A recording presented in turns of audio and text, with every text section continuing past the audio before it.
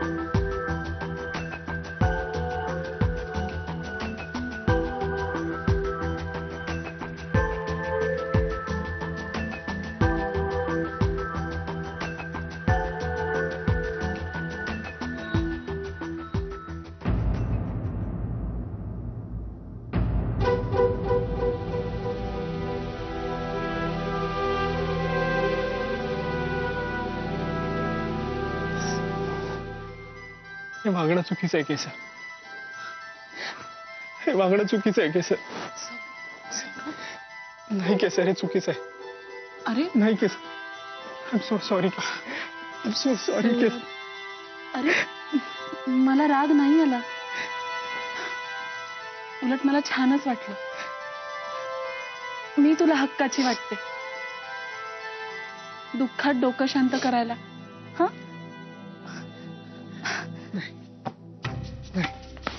नाही केसर, हे वागणं योग्य नाहीये केसर. आपण वाहवत जायला नको. असं काही नाहीये सौरभ. नको Kesar. I am really sorry. आणि थँक्स, तू माझ्या वागण्याचा चुकीचा अर्थ नाही काढलास. बाय. सौरभ सौरभ सौरभ सौरभ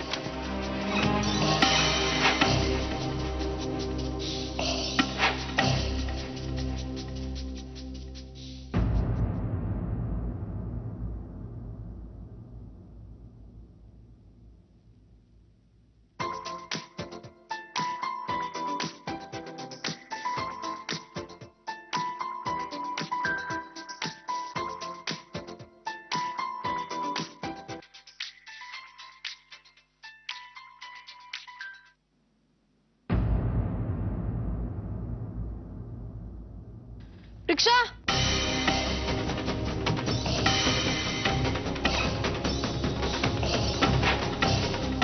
राधाचे एवढे मिस कॉल्स.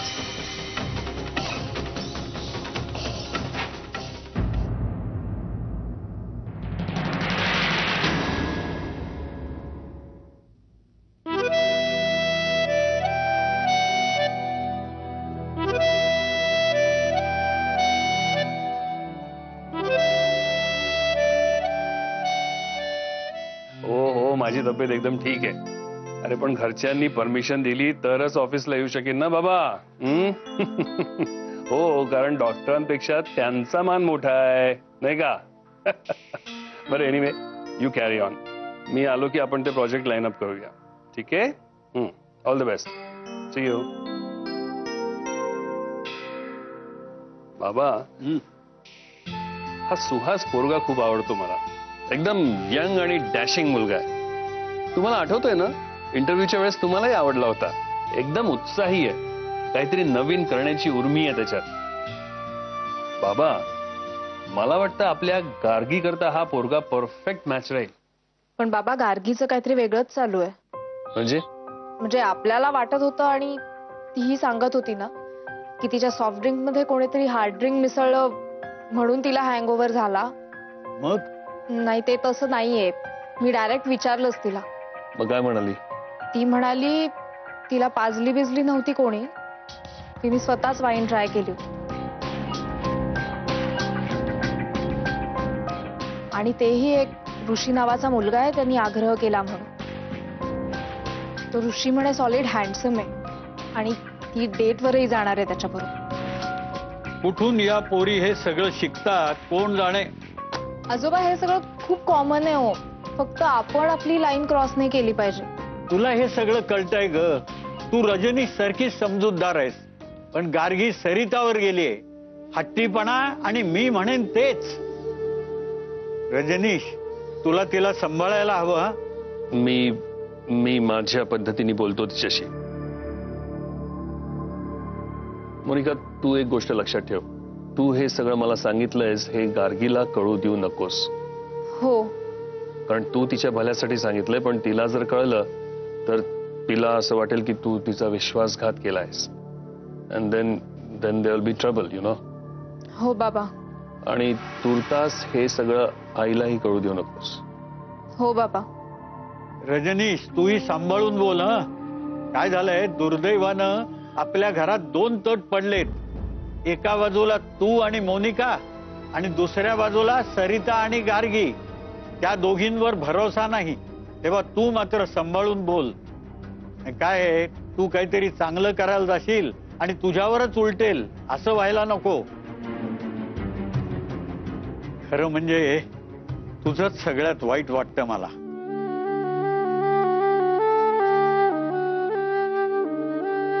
निशंक हो, निर्भय हो, मनारे प्रचंड स्वामी पाठीशी रे. आता क्या अवधूत है. काय झाला? तू अशी अस्वस्थ का? काय झाला तुझा? त्रास करून घ्यायचा नाही बाबा आपण. तुला त्रास होतोय? चल चल जाऊन झोप. चल आराम कर. चल चल. कसं होणार रे? हे सगळं काय चाललंय? नाही म्हणजे ते गुंड काय आले, ते सौरभच्या पिकनिकला काय गोंधळ, आणि आता तर ही सीमा निघून गेली. माझं कसं होणार रे? माझं कसं होणार? ए सोना असं रडायचं नाही बाबा, रडायचं नाही. आपण त्रास करून नाही घ्यायचा. मग आपल्या बाळाला त्रास नाही का होणार? आपल्याला त्रास झाला ना तर आपल्या कुलदैवतेचं आपण स्मरण करायचा, त्याचं नाव घ्यायचा. नाही तर असं करूया काय, आपण आपल्या कुलदैवतेला जाऊया काय, सगळी संकट दूर होतील. चल. अरे या अवस्थेत कशी रे जाणार मी? होय. त्यापेक्षा ना आपण रंजू, रंजे काय होते तुला? रंजे, केदार, हे रंजे बरी आहेस ना तू?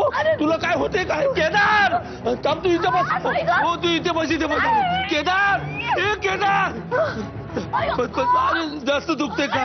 नको घाबरव मला. काय होते? केदारला घेऊन येतो मी. नाही जात. हा बघ इथे बसलो मी माझ्या सोन्या. काय होतंय? काय? अरे देवा, केदार. अरे केदार कोणच काय इकडे? देवाचं नाव घे. रंजे,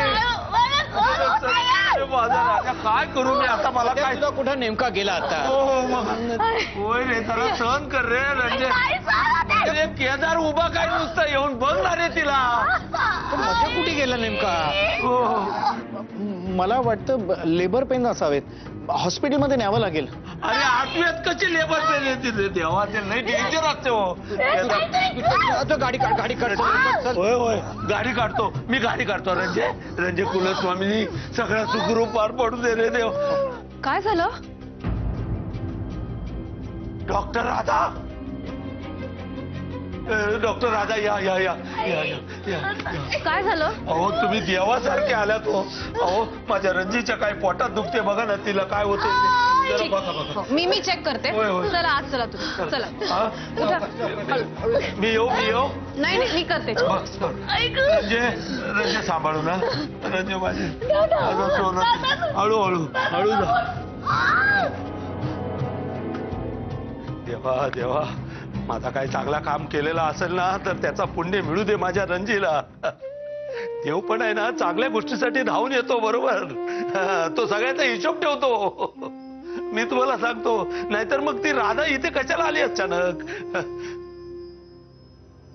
2 कारणासाठी ती आली असणार इथे. 2 कारण? हा.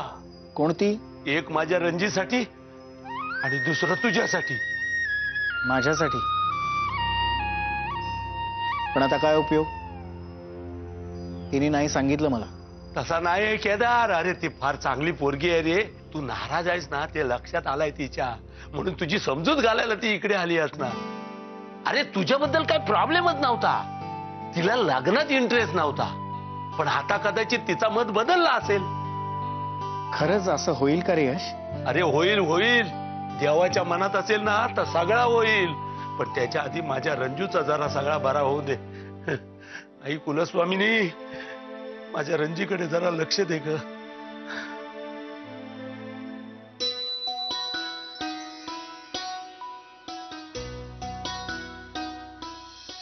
सरिता, अगं आम्हाला आज चहा मिळणार आहे का? आले हो बाबा, आणते.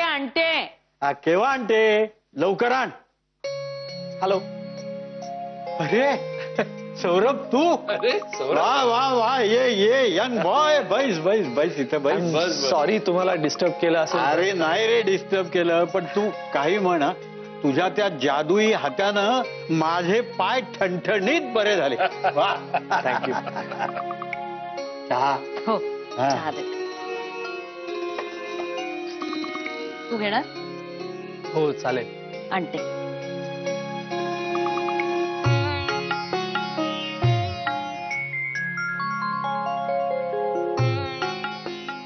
अरे आज गप्प का? ऍक्च्युली मला तुमच्या दोघांशी खूप अर्जंटली बोलायचंय एका महत्वाच्या विषयावर, राधाच्या लग्नाबद्दल. सौरभ इथे नको, आपण बाहेर बसून बोलूया.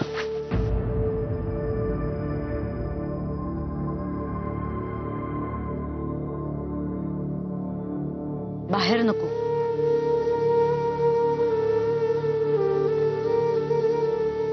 इथेच बसून बोललात तर मला जास्त आवडेल. जे काही व्हायचंय, जे काही बोलायचंय ते माझ्या समोरच बोला. पाठीमागे नको.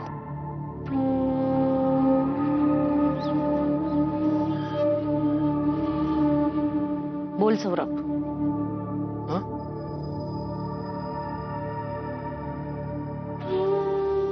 बोलतो. ओम गम गणपती नमः. ओम गम गणपती नमः. काय झाला? मुलगा की मुलगी का दोन्ही पण? 5 मिनिटात? नाही तसं काही नाही.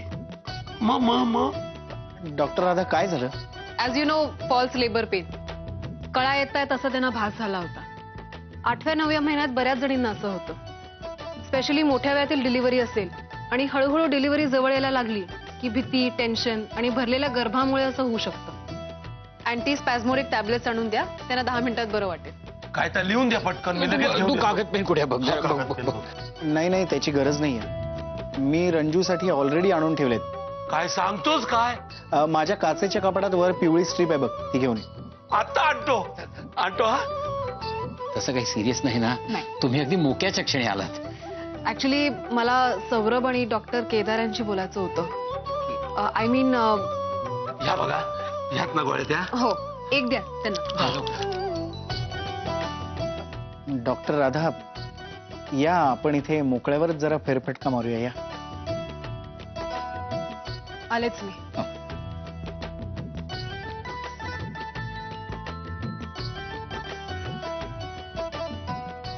बिचारा, काय लिहिलं या केदारच्या ललाटावर?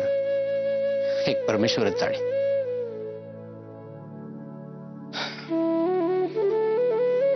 तुम्हाला सगळ्यांना माहिती आहे की राधाला लग्नात इंटरेस्टच नाही. आपण सगळ्यांनी खूप प्रयत्न केला की राधाने केदारशी लग्न करावं.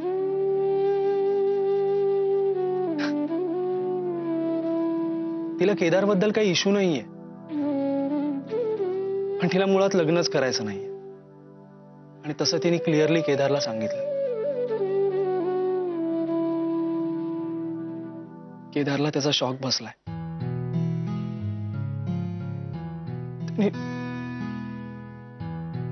त्यांनी झोपेच्या गोळ्या घेऊन आत्महत्या.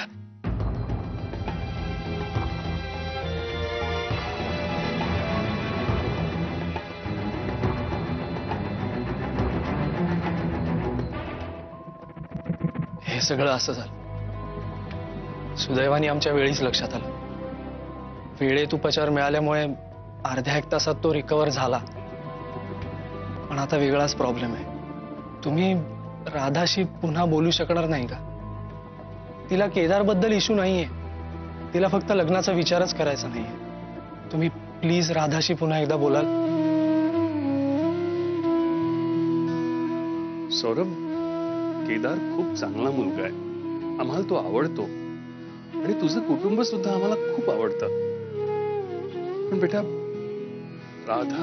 राधा अजिबात तयार नाहीये लग्नाला. आणि तूही प्रयत्न केलास ना?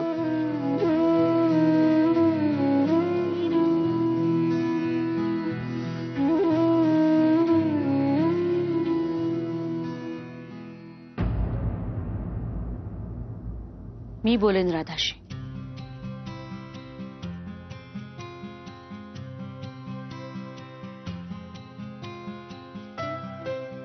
ऐकेल ती माझं. होईल लग्नाला तयार.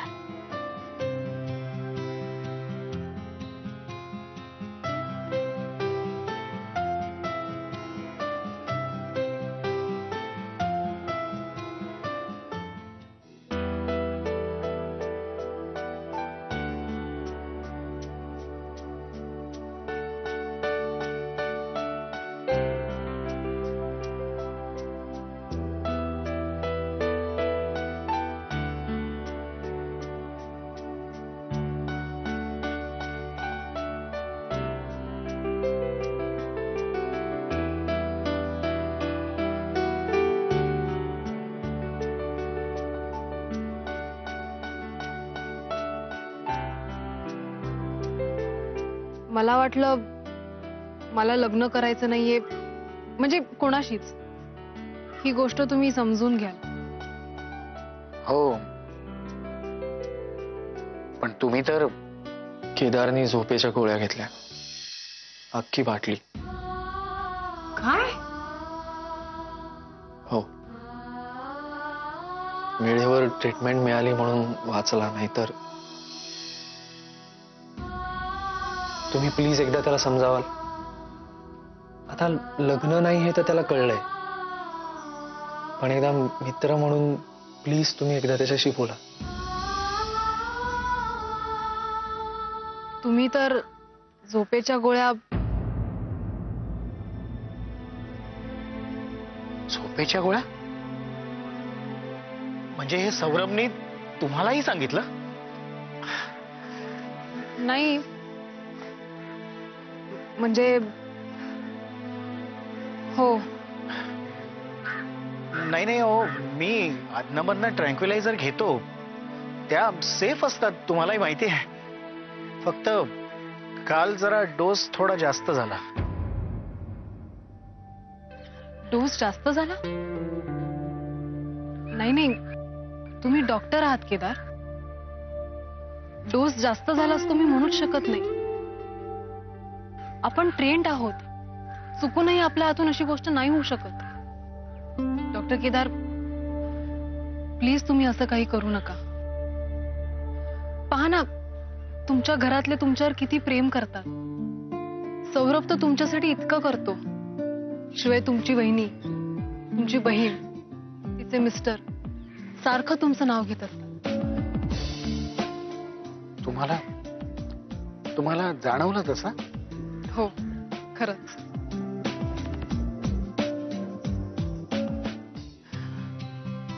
डॉक्टर केदार, तुमचा मोठा भाऊ परदेशी असतो, त्यामुळे घरातली महत्वाची व जबाबदार व्यक्ती तुम्ही आहात.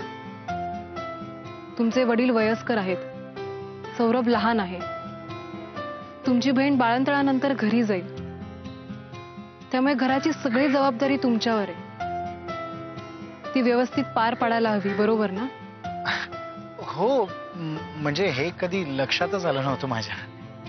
आणि घराची सूत्र तुम्ही हातात घ्यावी म्हणून सगळे लग्नासाठी तुम्हाला फोर्स करतायत. म्हणजे तुम्ही...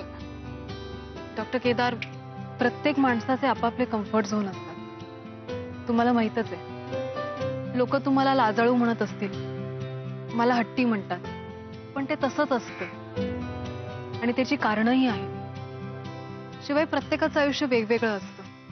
म्हणून लग्न करायचं तर आधी दोन माणसांची मनं जुळायला लागतात, एकत्र आयुष्याविषयीच्या त्यांच्या कल्पना जुळायला लागतात, रिलेशनशिपमध्ये विश्वास हवा.